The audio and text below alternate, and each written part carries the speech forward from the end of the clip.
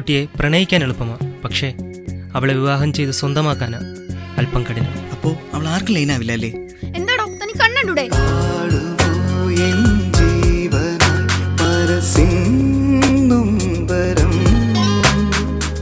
ഇല്ല, അവൾ ആർക്കും ലൈനാവില്ല.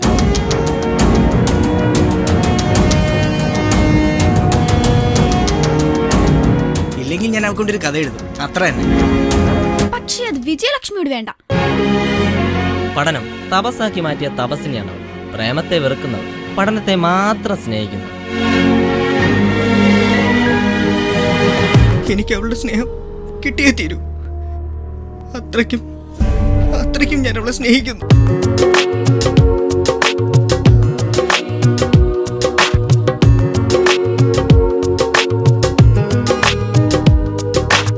ജാതിയും മതവും ഇന്നും മന്യമല്ല, സുശക്തമാണ് ഈ കാലഘട്ടത്തിൽ പോലും.